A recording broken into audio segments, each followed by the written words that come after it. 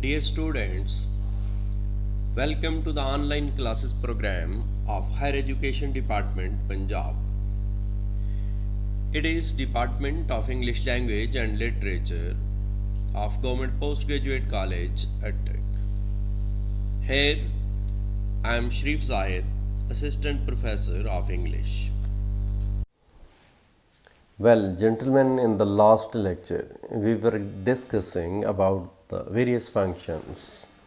For example, lastly, it was pointed out that it should be the aim of the educator to train his students who should be free from psychological misfortunes, and they should not seek their pleasure in robbing of the others people. Let us switch over to the text and start from the next paragraph. Russell writes that as matters stands today, in these circumstances through which we are passing nowadays, many teachers are unable to do the best of which they are capable. It means whatsoever they can perform, whatsoever they can produce, whatsoever they can share or contribute among the betterment of the society and human being, they are not performing at their maximum. For this, there are a number of reasons. Means why can't they perform? So there may be many problems or obstacles. Some mean some of the reasons. Some more or less accidental means they are not having any background. They come across on the occasion without you may say prophesying or predicting them. Others, so the second variety of the problem or the obstacles or the reasons is very deep seated. They are deep rooted. To begin with, the former means earlier, and the earlier is accidental. Most teachers are overworked. Some of the time they are overworked and are compelled to prepare their pupils for examinations.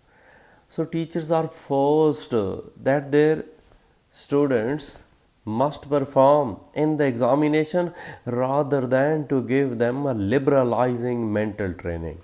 So the teachers do not find sufficient time to train their students about an independent and liberal attitude towards society. The people who are not accustomed to teaching, so he is of the opinion that who is the major contributor or the main factor? The main factor is that the people who are not accustomed to teaching, who have no more experience, they aren't in the habit of teaching, or if they take classes, they consider it as a burden. They do not teach their classes wishfully. So, and this includes means those who are not accustomed to teaching, that includes practically all educational authorities, mean those who are sitting at the helm of affairs and they are in the process of decision making, who have no idea of the expense of spirit that it involves. It means teaching involves. The authorities do not know which kind of spirit, which kind of, you may say, a metal, an inclination, an amount of interest is needed for this profession. So, this was understood by whom? Clergymen are not expected to preach sermons for several hours every day because they deal with the religion. So, even the religious priests are not expected to keep on speaking on the importance of religious matters, but the analogous effort is demanded of teacher. But why teachers are expected to do the same each and every time, repeatedly, again and again? The result is that many of them become harassed and nervous.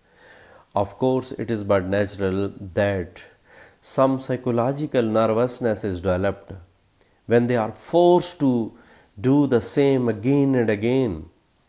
out of touch. Resultantly, they remain, such teachers who are underburdened, they remain out of touch with recent work in the subjects that they teach.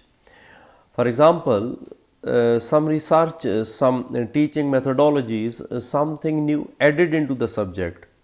So such type of teachers who are overburdened, they are not aware of that new technology and unable to inspire their students with a sense of the intellectual delights to be obtained from new understanding.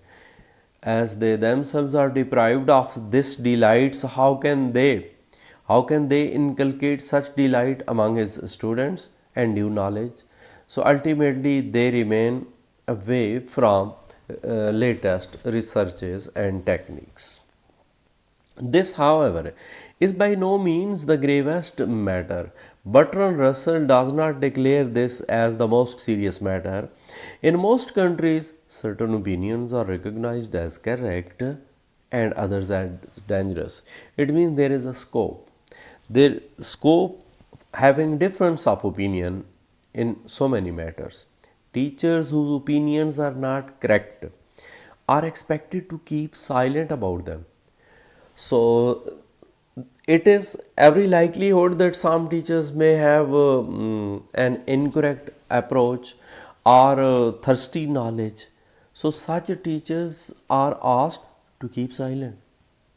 If they mention their opinion, it is propaganda. Mean if they do not observe that silence and they speak out, so others may speak against them. So others speaking against them creates a sort of propaganda, while the mentioning of the correct opinion is considered to be merely sound instruction, means good teaching. So a good teaching is that in which you always give 100% correct information. So all the teachers do not possess that caliber. The result is that the inquiring young too often have to go outside the classroom to discover what is being taught by the most vigorous minds of their own time. So what does happen? If the teacher is incompetent, or you may say he does not possess thorough knowledge, and he fails to give that knowledge to his student, so his students usually approach to such person whose knowledge is perfect one. So they go outside the universities, they discover there is in America a subject called civics. Quoting the example of political science at the beginning classes, which is titled as civics, in which perhaps more than any other, means more than any other subject, the teaching is expected to be misleading. So what do we practice while teaching this subject? We oftenly teach our students to mislead the society or mislead the crowd. The young are taught a sort of copybook account of how public affairs are supposed to be conducted. So our students are always given this type of teaching, that how you will react while facing any public mob or crowd, and are carefully shielded. Youngs are carefully shielded means they aren't given that knowledge. That knowledge is kept protected from them, from all knowledge as to how in fact they are conducted. How in fact are conducted means practically something different from what is written theoretically in the books of civics. So now what does happen when they join practical life, when those youngs join, when they grow up and discover the truth and they practically face the truth that it is not something which was written in our books, it is something different, and most of the time it is opposite to that. So now they are part of practical life, they are grown up people. The result is too often a complete cynicism in which all public ideals are lost. They do not hide their feelings, they speak out that our teachers failed to train us. This is publicly speaking. Whereas if they had been taught the truth carefully, so there was one way out with the teacher, that they ought to have trained them with certain care and with proper comment at an earlier age when they weren't the part of practical life.